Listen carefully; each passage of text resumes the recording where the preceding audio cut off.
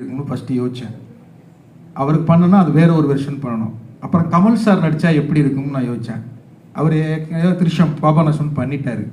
அப்போ அடுத்த ஆப்ஷனுங்கும் போது எனக்கு இந்த 2 லெஜெண்ட்ஸ் தான் ஞாபகத்துக்கு வந்தாங்க. அதனால அவங்கள வச்சே பண்ணிட்டேன்.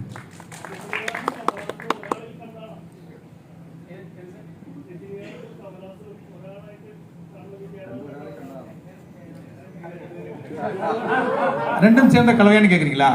கண்டிப்பா. இந்த படத்துல மாஸ் இருக்கு, கிளாஸ் இருக்கு, எல்லாமே காமெடி இருக்கு, எமோஷன் இருக்கு, எல்லாமே இருக்கு. ரஜினி சாருக்கு பண்ண வெர்ஷன் வேற, சாருக்கு வேற ஒரு வெர்ஷன் பண்ணியிருக்கோம். ஆனாலும் எல்லா மொமெண்ட்டுமே சாருக்கு இருக்கு. சார் படம் பார்க்கும்போது பார்த்தீங்கன்னா தெரியும், அது ஒரு பெரிய சர்ப்ரைஸ் உங்களுக்கு நிறைய இருக்கு.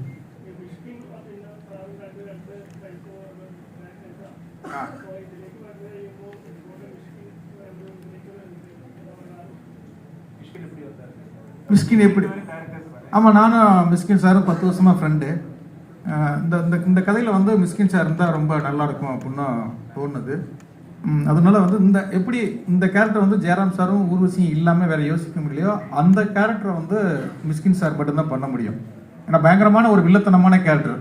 அவர் தான் படத்தில் சாண்டி மாஸ்டர் வில்லன்னா, சாண்டி மாஸ்டர் வில்லன் கிடையாது, அதில் ஒரு ஹீரோ, அவர் தான் வில்லன். அப்படின்னால அந்த வில்லனை வந்து ஸ்ட்ராங்காக பண்ணணும் அப்படிங்கிறதுக்காக மிஸ்கின் சார்ட்ட போனோம். பட் அவரை கண்ட்ரோல் பண்ணுறது ரொம்ப கஷ்டம்.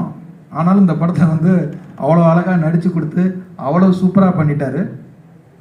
மிஸ்கின் சாருடைய கேரக்டரும் நிறைய சர்ப்ரைஸாக இருக்கும். பாரு கரண்ட்